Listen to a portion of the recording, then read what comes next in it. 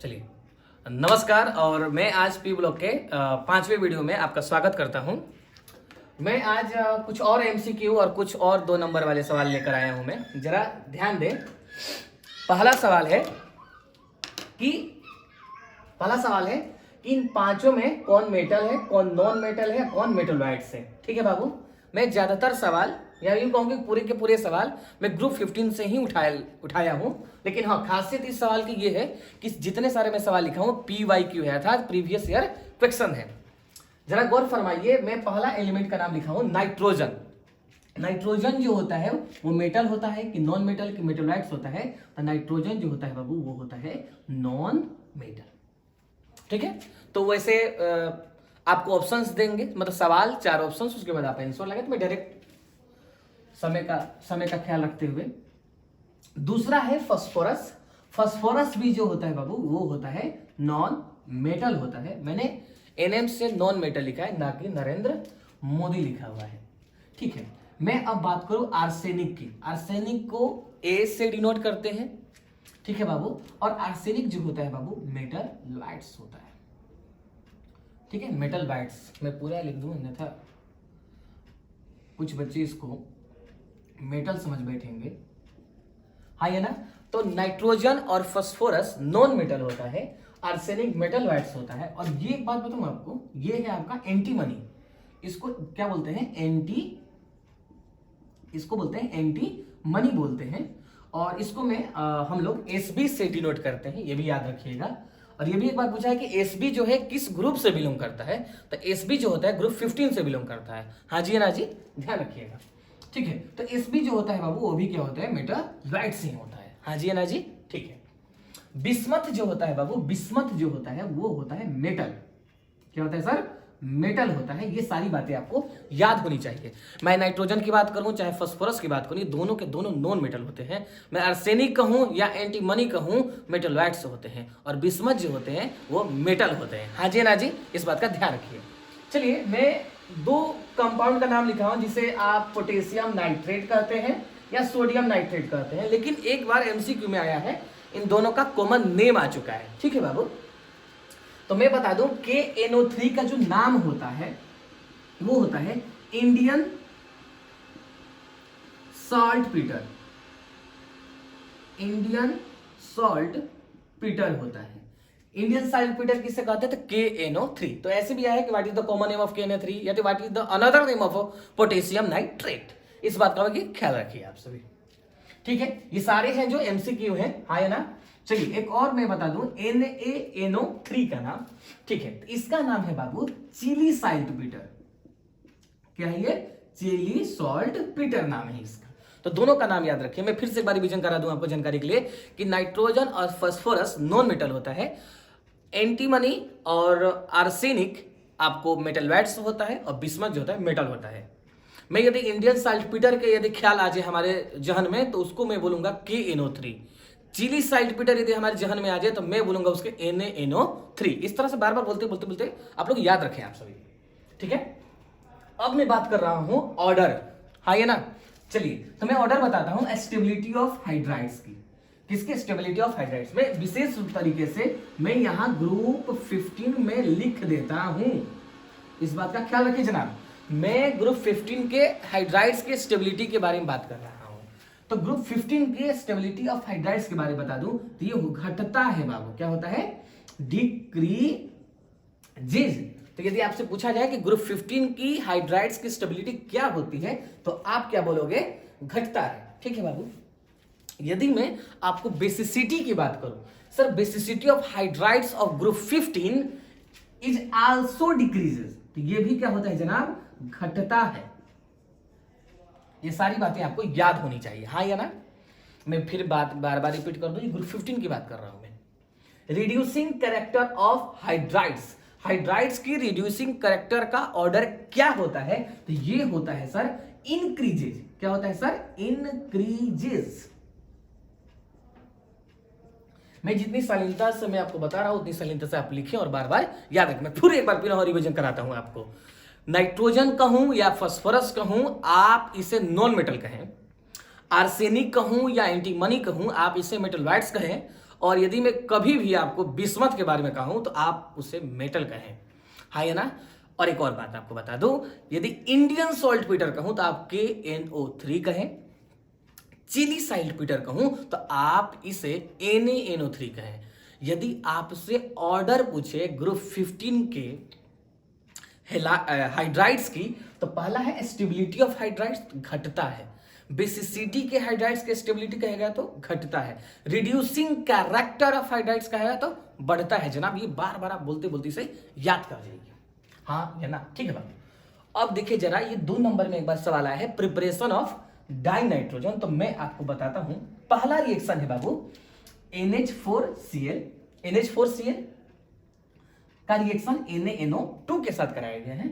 तो ध्यान रखिएगा, आपको बनाना क्या है बाबू, तो डाइनाइट्रोजन बनाना है। तो डाइनाइट्रोजन पहले ही बना लें आप, आइए ना। आप खुद देखें, यहां एक नाइट्रोजन और यहां एक नाइट्रोजन, इससे मैंने क्या बना दिया, N2 बना दिया, ठीक है बाबू। अब क्या होगा, ये Na पर प्लस होता है बाबू, इस Cl पर माइनस, तो ये Na किसको लेकर भाग जाएगा बाबू, NaCl को लेकर भाग जाएगा। बिल्कुल शालीनता से आप इन रिएक्शंस को याद कर जाए, है ना। तो मैं बताया हूं NH4Cl प्लस NaNO2। अब आप मुझे ध्यान से बताइए कि हाइड्रोजन कितने हैं सर, तो आप बोलोगे सर 4। ऑक्सीजन कितने हैं सर, तो आप बोलोगे 2। तो मैं आपसे पूछूंगा कि 4 हाइड्रोजन है, 2 ऑक्सीजन है, तो आप इन दोनों की मदद से कितने पानी बना सकते हैं। तो आपका आंसर होगा सर, आप भले काम करो, पानी का फॉर्मूला लिख दो आप सर। लिख दिया मैं। अब हाइड्रोजन है कितने सर, 4। तो मैं इसको बैलेंस करूंगा तो कितना लिखूंगा सर, 2 लिखूंगा। आपके हाइड्रोजन 4 खपत हो गए और ऑक्सीजन भी क्या हो गए, 2 खपत होंगे, ठीक है सर। ये आपका बन गया डाइनाइट्रोजन 1 हुआ सर। अभी दूसरा मैं रिएक्शन बता दूं, अमोनियम डाइक्रोमेट का, ध्यान से सुनिएगा सर। किसका प्रिपरेशन बता रहा हूं मैं, तो मैं डाइनाइट्रोजन की प्रिपरेशन बता रहा हूं सर, ठीक है। तो फिर आप क्या करोगे, N कितने हैं सर, 2 हैं सर, आप 2 लिख दोगे, ठीक है सर। बहुत शिद्दत है सर, आप बता दिए सर, ठीक है सर। हाइड्रोजन कितने हैं सर, 4 2 8। 8 ऑक्सीजन, 8 हाइड्रोजन है सर। कितने ऑक्सीजन है सर, 7। सर एक काम करो, आप लिख दो पहले पानी, बच्चों की तरह पानी। हाइड्रोजन है कितने प्लीज बताओ सर, 8 है, ठीक है। मुझे यदि 8 हाइड्रोजन लिखने हैं तो यहां कितने हाइड्रोजन लिखना पड़ेगा, 4। 4 2 8। सर एक बात बताओ, कितने ऑक्सीजन खर्च हो गए, तो 4 ऑक्सीजन थे, कितने सर, 7। 7 में से 4 गए सर, 3 ऑक्सीजन अभी भी आपके पास बचे हुए हैं। अब ध्यान से गौर फरमाइए कि क्या क्या अभी बचा हुआ है सर। तो आपने सर N2 बना दिया, आपने सर पानी बना दिया, आपके पास बचा है सर Cr2। 2 Cr थे, मतलब Cr क्रोमियम, ठीक है सर। तो क्रोमियम कितने, 2। ऑक्सीजन 7 थे, आपने यूज कर लिए 4, बचे 3, तो मैंने लिख दिया Cr2O3। हाँ ये ना, इतनी मतलब आसान रिएक्शंस है। मैं इसका नाम पढ़ने की कोशिश करूंगा क्योंकि ये आ चुका है। बेरियम एजाइड बोलते हैं इसे, क्या बोलते हैं जनाब, बेरियम एजाइड। अब याद रखें, बेरियम एजाइड, मैं एक बात बता दूं, ये तब बनता है जब आप इसे हीट करोगे तब, ठीक है। और एक और बात बता दूं आपको, जब बेरियम एजाइड को हीट करोगे तो होता क्या है, आपका डाइनाइट्रोजन अलग हो जाता है और बेरियम क्या हो जाता है, वो भी हो जाता है, अलग हो जाता है साहब, हाँ है ना। तो आप इसे बैलेंस कर लो, मैं बैलेंस अभी करके बताता हूं सर। यहां जो नाइट्रोजन है 6 है, यहां 2 है, तो मैं लिख देता हूं सर 3, ठीक है सर। यहां सर 6 है, इधर भी कितने हैं सर, 6, तो काम चल जाएगा सर आपका। चलिए बहुत खूब सर। तो ये हो गए आपको, मैं एक बार फिर से पुनः एक बार फिर रिवाइज करा दो, नीचे से इस बार सर, नीचे से रिवाइज कराता हूं मैं आपको, ठीक है। NH4Cl का रिएक्शन NaNO2 के साथ कराइए, तो क्या क्या बनेगा सर, N2 बनेगा, NaCl बनेगा, अब प्लस में पानी बनेगा। पहला रिएक्शन डन है साहब, ठीक है। दूसरा रिएक्शन है NH4 का होल ट्वाइस Cr2O7। सर आप आग लगा दो सर, आप इसमें आग लगा दो सर। N2 अलग, पानी अलग, Cr2O3 अलग, बन गया सर। चलिए तीसरा रिएक्शन बताता हूं मैं, बेरियम एजाइड वाला, BaN3 का होल ट्वाइस। आपका बेरियम अलग और डाइनाइट्रोजन अलग, अर्थात N2 भी अलग। तो ये सारे रिएक्शन मैं लिख चुका हूं, ठीक है। मैं फिर नीचे से चलता हूं, मैं ऑर्डर एक बार फिर पुनः आपको याद दिलाता हूं। ऑर्डर यदि आपको स्टेबिलिटी ऑफ हाइड्राइड्स की पूछे तो आप कहिएगा सर घटता है ग्रुप 15 की। यदि आपसे बेसिसिटी के हाइड्राइड्स की स्टेबिलिटी को मतलब कि ऑर्डर पूछेगा तो आप कहिएगा सर घटता है सर। यदि रिड्यूसिंग कैरेक्टर ऑफ हाइड्राइड्स पूछेगा तो आप कहिएगा बढ़ता है सर। मैं एक बार फिर कॉमन नाम बता दूं, यदि मैं आपसे चिली साल्टपीटर कहूं तो आप क्या कहिएगा, NaNO3 कहिएगा। इंडियन साल्टपीटर कहूंगा तो KNO3 कहिएगा। ये सब आसान है। चलिए मैं आगे बताता हूं। और ये क्या है, कलर। चलिए मैं कलर बताता हूं आपको। कलर से भी सवाल आते हैं, जरा आप ध्यान दीजिएगा। ये जो NO2 है, NO2 आया है सर, NO2 को गौर फरमाइए सर। NO2 जो होता है बाबू वो ब्राउन गैस होता है। क्या होता है सर, ब्राउन गैस होता है। चलिए ये नंबर हो गया। ZnOH का जो होल ट्वाइस है उसका जो कलर होता है वो होता है वाइट प्रिसिपिटेट, आइए ना, ठीक है। Fe2O3 का जो कलर होता है बाबू वो भी होता है ब्राउन, आइए ना। और AgCl का कलर होता है बाबू वाइट प्रिसिपिटेट, आइए ना। तो मैं आपको याद दिला दूं, आपको याद करा दूं कि यदि मैं आपसे कलर पूछूं साहब, ध्यान से सुनिए, एकदम कलर में पूछ रहा हूं आपसे, ठीक है, ध्यान दीजिएगा, ठीक है। यदि मैं आपसे कलर पूछूं कि सर NO2 का कलर बताओ सर, तो ब्राउन गैस होती है सर। ZnOH का होल ट्वाइस का कलर में पूछूं तो आप कहोगे सर व्हाइट प्रिसिपिटेट होती है सर। यदि मैं आपसे पूछूं Fe2O3.XS2 का कलर बताओ सर, तो ब्राउन होता है सर। और मैं यदि आपसे पूछूं AgCl का कलर क्या होता है तो आप बोलोगे सर व्हाइट प्रिसिपिटेट होता है सर, ठीक है, मैंने लिख दिया है। मैं अब आगे आपको बताता हूं प्रिपरेशन ऑफ अमोनिया। जिस तरह से मैंने आपको डाइनाइट्रोजन बताया है उसी तरीके से मैं आपको प्रिपरेशन ऑफ अमोनिया बताता हूं। तो ये सबसे आसान रिएक्शन है, N2+H2 वाला, पूरी दुनिया मतलब इसे जानती है, आइए ना। चलिए तो N2+H2 क्या बनता है, NH3 बनता है। बैलेंस आप लोग कर लीजिएगा, ठीक है, मैं कर देता हूं। यहां 2 तो नाइट्रोजन 2, हाइड्रोजन हो गए 6, तो मैं यहां लिखूंगा 3। ये सब फालतू चीजें आप सभी कर लेंगे, आइए ना, बहुत आसान चीज है, बेसिक बात है। चलिए अब आपको एक और रिएक्शन लिखा है, वो भी इसके नीचे लिखा है प्रिपरेशन ऑफ अमोनिया। तो ध्यान दीजिएगा, आप सबसे पहले सेफ जोन में क्या रहे, आप NH3 लिख दें सर। आप बन गया, आपका अमोनिया तैयार हो गया साहब। यही मैं भी सुनना चाहता हूं, आप भी यही बनाना चाहते हैं। अब एक बात बताओ, कितने हाइड्रोजन, 4। इधर ऑक्सीजन है सर, हाँ सर बिल्कुल शिद्दत से है। तो आप पहले लिख दो पानी, यानी कि H2O। अब कितने पानी होंगे नहीं होंगे आप बैलेंस कर लेंगे। और प्लस Ca किसको लेकर भागेगा, Cl को लेकर भागेगा, CaCl2 बनेगा। हाँ ये ना सर, 2 कहां से आया, क्लोरीन तो आपके पास एक ही था, आप खुद सोचो जरा 2 कहां से आया। ये रहा Ca, ये रहा Cl, इस पर होता है -1 का चार्ज तो इसे लिखते हैं नीचे, Ca पर होता है +2 का चार्ज। तो आपकी छोटी वाली जो नर्सरी में जो माइन थी और आपको बताई है कि आप कर दीजिए क्रॉस मल्टीप्लाई और आपका बन गया छोटा सा नन्हा सा प्यारा सा कंपाउंड CaCl2, हाँ या ना। तो ये सारी बातें मैं नहीं बताऊंगा क्योंकि आप 12th के बच्चे हैं, तो बनकर तैयार हो गया CaCl2। और मैं आपको कुछ चीजें और बताता हूं जो MCQ में आ चुके हैं, ध्यान से सुनिएगा बात। मैं आपको अब इस नोट में यूरिया का फॉर्मूला बताऊंगा, ध्यान से सुनिएगा। नाच दो CO नाच दो, मतलब ऐसे हंसने के लिए आप इसे NH2CO NH2 पढ़िएगा, ठीक है। अब मैं करता क्या हूं कि मैं हटता हूं, आप इसे जरा नोट करेंगे और उसके बाद मैं इसे क्या करूंगा, इरेज, हाँ ये ना। चलिए सर, तो मैं आपको बताता हूं कुछ और सवाल, बेहतरीन सवाल सर, जो आपके बोर्ड में आ चुके हैं या जिनकी गुंजाइश होती है आने की। उसे एक तरफ से ये रिवीजन वीडियो है, ठीक है, तो मैं आपको बताता हूं अब, ठीक है जनाब। चलिए तो 2 मार्क करके यूज करते हैं सर। फिर एक बार पुनः मैं 1 से काउंटिंग कर लेता हूं, ठीक है। मैं आपको बताता हूं सर रिड्यूसिंग नेचर, मैं आपको बताता हूं रिड्यूसिंग नेचर, हाँ ये ना। अब किसका किसका रिड्यूसिंग नेचर बोर्ड में आ चुका है, मैं दोनों का रिड्यूसिंग नेचर मैं यही लिख देता हूं, ठीक है बाबू। तो मैं पहला पूछा गया था अमोनिया, मैं जल्दी जल्दी लिख रहा हूं कि ज्यादा वीडियो लंबा भी ना हो। NH3 का क्या पूछा था सर, रिड्यूसिंग नेचर पूछा था। और एक और पूछा था बिस्मथ ट्राईहाइड्राइड, तो आप इसे BiH3 लिखते हैं, हाँ ये ना।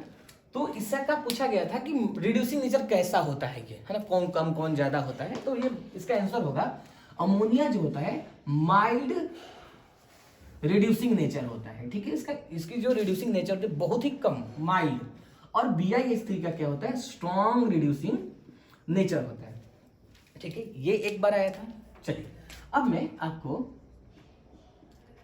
दूसरा बता दूं, ऑक्सो एसिड ऑफ, ये भी एमसीक्यू में आया है, ऑक्सो एसिड ऑफ नाइट्रोजन, हाँ ये ना, नाइट्रोजन के मैं आपको 2-3 ऑक्सो एसिड बता रहा हूं, हाँ ये ना, ठीक है। एक बात बताता हूं मैं, ऑक्सो एसिड होता क्या है, मेटल से डायरेक्टली ऑक्सीजन डबल बॉन्ड से इतना जुड़ा होना चाहिए, इस एसिड के साथ कुछ भी हो जाए लेकिन ये सीन आपको ऑक्सो एसिड में मिलना ही चाहिए, तब आप इसे ऑक्सो एसिड कहिएगा, ठीक है बाबू। तो ऐसे मैंने बता दिया आपको। मैं आपको 3 नाम याद कराता हूं, ध्यान से सुनिएगा। चलिए ब्लू यूज किया जाए, ठीक है। पहला है H2N2O2, इसका नाम बताऊंगा मैं आपको। दूसरा नाम बताऊंगा बहुत ही आसान, HNO3। और तीसरा बताऊंगा सर HNO2 का नाम बताऊंगा, ठीक है बाबू।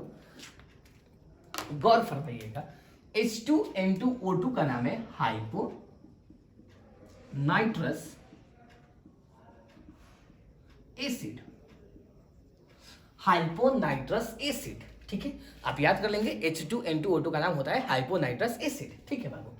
अब आप याद करोगे HNO3, HNO3 का नाम होता है नाइट्रिक एसिड, क्या होता है सर, नाइट्रिक एसिड। और HNO2 का नाम होता है नाइट्रस एसिड, कभी कंफ्यूजन नहीं होइएगा, हाँ ये ना, आप याद कर लीजिएगा। मैं ये भी याद कराता हूं आपको कि यदि रिड्यूसिंग नेचर की बात करें तो यदि आपसे BiH3 पूछ जाए सर किस प्रकार का रिड्यूसिंग नेचर है, कम या ज्यादा, तो आप कहिएगा ज्यादा है सर, स्ट्रॉन्ग रिड्यूसिंग नेचर का है। यदि आपसे अमोनिया पूछ दे तो क्या कहिएगा, माइल्ड रिड्यूसिंग नेचर का है सर, है ना। अब आपको मैं क्या बताता हूँ, ऑक्सो एसिड ऑफ नाइट्रोजन, 3 नाम बताया आपको, H2N2O2 हाइपोनाइट्रस एसिड, HNO3 को नाइट्रिक एसिड और HNO2 को नाइट्रस एसिड कहा जाता है। इतनी सारी बातें आप लोग याद रखिए, ठीक है। चलिए मैं तीसरी चीज में आपको बताता हूं, और वो क्या है मैं आपको ध्यान से बताता हूं। एक सवाल आया था बोर्ड में 2 नंबर का कि वाई डज अमोनिया, मैं फॉर्मूला लिख देता हूं NH3, है ना। Why does ammonia act as Lewis base, यानी कि अमोनिया जो है लुईस बेस की तरह काम क्यों करता है, हाँ या ना। तो मैं आपको पहले लुईस बेस का मतलब समझाता हूं जरा। लुईस बेस का मतलब होता है कि जिसके पास इलेक्ट्रॉन हो और वो इलेक्ट्रॉन को डोनेट करे, जो इलेक्ट्रॉन को डोनेट कर रहा है, अर्थात जो लोन पेयर को डोनेट कर रहा है, आप उसे लुईस बेस कहिएगा। लुईस बेस मतलब समझ गया, जो इलेक्ट्रॉन पेयर को क्या करे, डोनेट करे, ठीक है बाबू। अब हम लोग ये थोड़ा सा माजरा पता लगाया जाए कि क्या NH3 के पास लोन पेयर होता भी है या नहीं होता है, हाँ या ना। इतनी सारी बातें हैं, चलिए मैं आपको बताता हूं, ठीक है बाबू। अब जरा इसके आंसर लिखेंगे कि अमोनिया, जैसे कि मैं NH3 का बहुत क्यूट सा मतलब मैं आपको स्ट्रक्चर बताता हूं, ठीक है। NH और ये रहा H, हाँ ये ना, ठीक है बाबू। अच्छा, नाइट्रोजन जो है बाबू वो 15 ग्रुप का होता है, तो नाइट्रोजन के पास बाहर में कितने इलेक्ट्रॉन, 5। चलिए अब कितने खत्म हुए, तो सर हुआ 1 2 और ये रहा 3, 5 थे, 3 खत्म हुए, बचे कितने सर, 2 का मतलब सर कितना lone pair, sir 1 lone pair. मैंने क्या बताया था आपको, जिसके पास लोन पेयर होगा वो क्या कहलाएगा, लुईस बेस कहलाता है।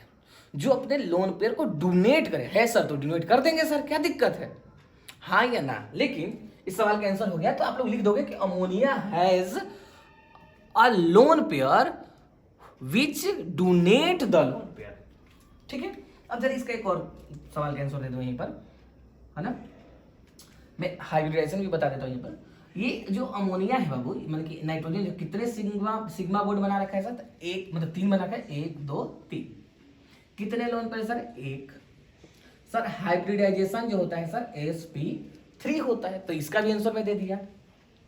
और इसका जो शेप होता है बाबू वो होता है आपको पिरामिडल, हाँ या ना?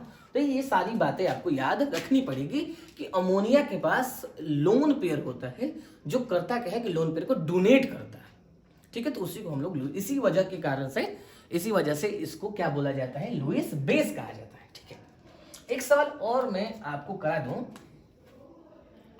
कि right the reaction of, right the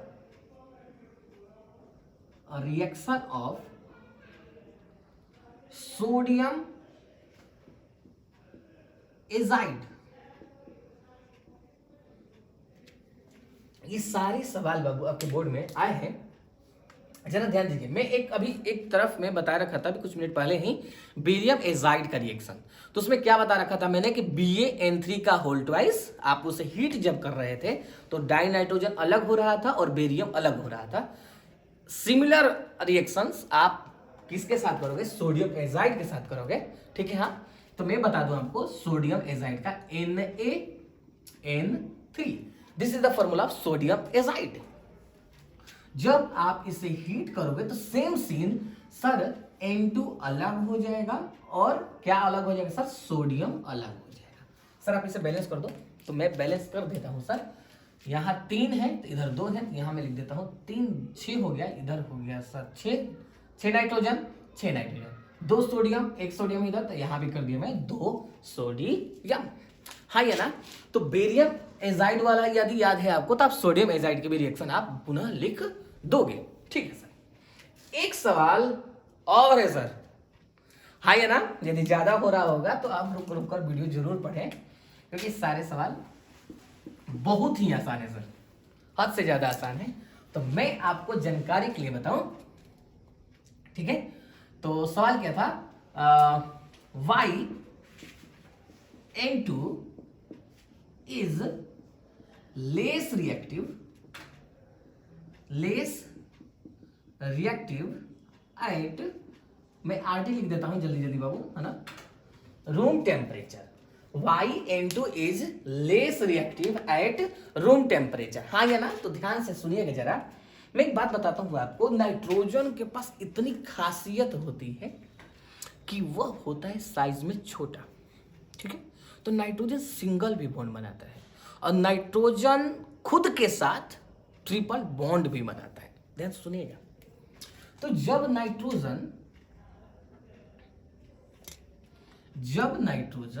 nitrogen के साथ ट्रिपल बॉन्ड बना ले, यानी कि N2 यदि इसको बनाना होगा तो N ट्रिपल बॉन्ड N बनता है, ठीक है सर।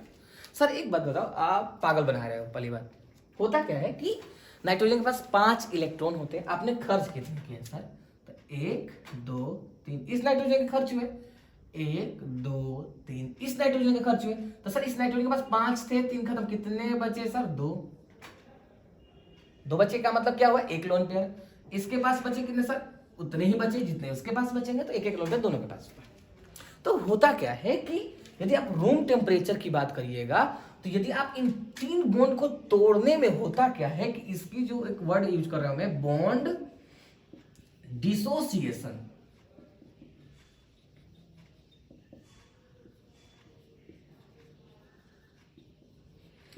ज्यादा होती है।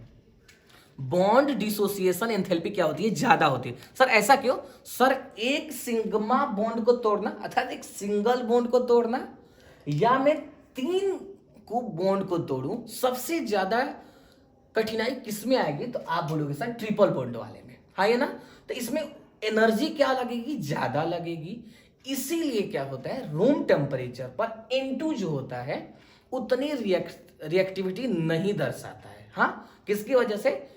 ट्रिपल बॉन्ड बनाने की वजह से, हाँ या ना? पक्का पक्का। मैं एक बार फिर बता दूं, बॉन्ड डिसोसिएशन एंथैल्पी क्या होती है? बॉन्ड को तोड़ने में लगी हुई ऊर्जा को क्या बोलते हैं? बॉन्ड डिसोसिएशन एंथैल्पी बोलते हैं। और ये क्या होती है, ज्यादा होती है, इसलिए N2 क्या होता है, रूम टेम्परेचर पर लेस रिएक्टिव होता है, हाँ या ना। ठीक है बाबू, तो जितने मैं सवाल लेकर आया था लगता है कि हो चुके हैं, लेकिन मैं आपको जुबान दिया था कि मैं कुछ हेलो एल्केन और हेलो एरीन के कुछ रिएक्शंस में बीच बीच में कराता रहूंगा। ये रहे आपके ग्रुप 15 के कुछ इंपॉर्टेंट क्वेश्चंस जो आपके बोर्ड में आ चुके हैं या आने की संभावनाएं हैं। तो मैं अब आपको कुछ रिएक्शंस बताता हूं जो मैं आपको पिछली बार में 6 या 7 रिएक्शन में आपको पहले भी बता चुका हूं। ठीक है, तो आप इसे नोट कर लीजिएगा। चलिए मैं अब आपको बताता हूं, ठीक है, मैं अब आपको बताता कुछ ऑर्गेनिक के रिएक्शंस। उससे पहले बताओ मैं आपको जानकारी ले क्या करूंगा, मैं आपको रिवाइज करा दूं। क्या करा दूं सर, रिवाइज। तो देखिए सर रिवाइज कैसे करते, मेरा गया है सर पेन, यहाँ है सर। देखिए सर एक बात बताते हैं हम आपको, जब हमारी शुरुआत हुई थी इस वीडियो की तब मैं आपको सिखा रहा था मेटल, नॉन मेटल, मेटलॉइड्स। तो मैं कह रहा था कि नाइट्रोजन फास्फोरस की याद आए तो आपकी उसे क्या कहिएगा, नॉन मेटल। आर्सेनिक और एंटीमनी की याद आए तो आप उसे मेटलॉइड्स कहिएगा, और बीआई की याद आए तो आप उसे मेटल कहिएगा। ठीक है सर। उसके बाद में आपको 2 कॉमन नेम बताया था, ठीक है, और 2 कॉमन नेम में एक आया था इंडियन साल्ट पीटर जिसे आप KNO3 कहते हैं, चिली साल्ट पीटर अर्थात NaNO3 कहते हैं। ठीक है बाबू, ध्यान से सर। उसके बाद मैं आपको ऑर्डर बताया था, ठीक है, स्टेबिलिटी ऑफ हाइड्राइड्स की ऑर्डर बताया था जो घटता है, बेसिसिटी की बताया जो घटता है, रिड्यूसिंग कैरेक्टर ऑफ हाइड्राइड्स बताया जो बढ़ता है, तो ऐसे में बताया था। फिर उसके बाद आपको N2 का रिएक्शन बताया था जिसमें आपको NH4Cl प्लस NaNO2 का रिएक्शन करवाया था, तो जिससे क्या बना था, क्या था कि N2 बना था, NaCl बना था प्लस पानी बना था। ऐसे सारे बहुत सारे बताया था, जिसमें नीचे अमोनियम डाइक्रोमेट को हीट किया था, फिर नीचे बेरियम एजाइड को हीट किया था, एक दफा मैंने सोडियम एजाइड को भी हीट किया था। तो बहुत सारी रिएक्शंस है जो आप याद कर लीजिए। मैं कलर याद कराता हूँ, कलर आसान है और कलर आया भी है। NO2 का कलर मैं यहाँ लिखवाया था, क्या होता है, ब्राउन गैस होता है। AgCl जो होता है वो व्हाइट प्रेसिपिटेट होता है। ZnOH का होल ट्वाइस व्हाइट प्रेसिपिटेट होता है। Fe2O3 का Fe2O3.X2 ब्राउन होता है। तो ये सारी बातें आप याद रखिए। यूरिया का फॉर्मूला बताया था NH2CONH2, तो ये सारी बातें आप याद रखिए। ठीक है बाबू, चलिए तो मैं अब आपको बताता हूँ एक रिएक्शन, वो है सैंडमेयर रिएक्शन। सैंडमेयर रिएक्शन, मैं रिएक्शन इसलिए मैं मतलब ऑर्गेनिक का 2-3 बताते रहता हूं क्योंकि आपके ऑर्गेनिक के रिएक्शंस भी कुछ नेव रिएक्शंस भी हो जाएं और क्या बोलते हैं उसे, आपका पीवलॉग भी चलता रहे। तो चलिए मैं आपको बताता हूं सैंडमेयर रिएक्शन करोगे कैसे। ये रहा आपका नन्हा सा प्यारा सा बेंजीन, ठीक है, और ये आप बना लोगे N2Cl। इसका नाम बाबू मैं बताता हूं आपको, और इसकी रिएक्शन कराओगे Cu2Cl2 in presence of HCl। हाँ या ना, चलिए। और या आप एक और चीज ले सकते हो, Cu2Br2 in presence of HBr। अब इसका नाम है बेंजीन डाइएजोनियम क्लोराइड। मैं लिख देता हूं बेंजीन डाइएजोनियम क्लोराइड। ठीक है बाबू, मैं दोनों में से किसी एक को लेकर मैं बता रहा हूं, ठीक है, समझ गए। अब ध्यान से सुनिएगा, ये बनता है, यदि यहां इसके पास कौन बैठा है, Cl, तो यहां बनता है क्लोरोबेंजीन। यदि आप बिहार लीजिएगा तो मैं यही बना देता हूं, क्या बन जाएगा, ब्रोमोबेंजीन। यदि बिहार लीजिएगा तो ब्रोमोबेंजीन, और क्लोरीन लीजिएगा तो क्लोरोबेंजीन। और आप इसका स्टेटमेंट कैसे लिखेंगे कि when benzene diazonium chloride is treated with HCl in presence of cupric chloride, हाँ या ना, देन इट फॉर्म्स क्लोरोबेंजीन, हाँ या ना, ऐसे लिखोगे। उसके बाद आप अपना स्टेटमेंट के बाद ये अपना रिएक्शन लिखोगे। तो मैं दूसरा बता दूं, इसी के जैसा है गेटरमान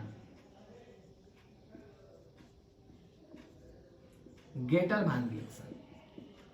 ठीक है बाबू, तो मैं ये बता दूं,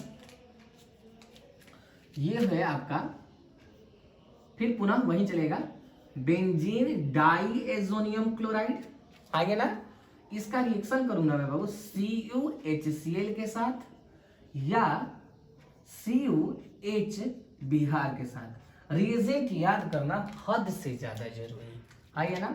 नेम रिएक्शन से, नेम रिएक्शन जितने भी बोर्ड के एग्जाम में देख लूँ बहुत ज्यादा इंपॉर्टेंट है। तो एक यदि क्लोरीन की बात करूँ तो क्लोरोबेंजीन, और यदि मैं बिहार की बात करूँ अर्थात ब्रोमीन की बात करूँ तो मैं बनाऊंगा आपको नन्हा सा प्यारा सा ब्रोमोबेंजीन। तो आप इसे याद रखें, आखिरी रिएक्शन, इससे ज्यादा रिएक्शन नहीं, मुझे मालूम है, ठीक है। तो मैं एक रिएक्शन और बताता हूं। मैं एक बताया सेंडमियर रिएक्शन, गेटरमान रिएक्शन, और आप इसे नोट करें। तीसरा रिएक्शन है बाबू, तीसरा और आखिरी रिएक्शन है आज क्या, है ना, और वो है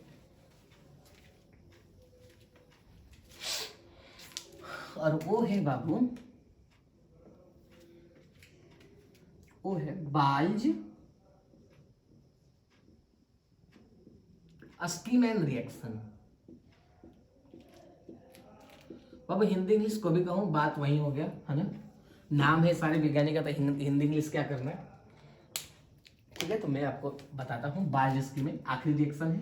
फिर वही आपका नन्हा सा प्यारा सा बेंजीन डाइएजोनियम क्लोराइड, पहले लिखोगे, हाँ है ना, नाम बार बार लिखेंगे आप सभी नीचे, बेंजीन डाइएजोनियम क्लोराइड, ठीक है बाबू। इसका रिएक्शन बाबू होता है HbF4 के साथ एलोंग विद हीट, ठीक है बाबू। यहां आप एक बात बताओ, वहां क्या था, हेलोजन, क्लोरीन था तो क्लोरोबेंजीन, ब्रोमीन था तो ब्रोमोबेंजीन। यहां आपका हेलोजन क्या है, फ्लोरीन है, तो आपका प्रोडक्ट क्या बनकर तैयार होगा, तो बनकर तैयार होगा फ्लोरोबेंजीन, हाँ या ना। तो आज का रिएक्शंस और आज का लेक्चर यहीं तक रहता है, फिर मिलेंगे नए वीडियो में। तब तक के लिए आप जितने सारे मैं वीडियो आपको बताया हूँ आप उसे याद कर लीजिए। धन्यवाद।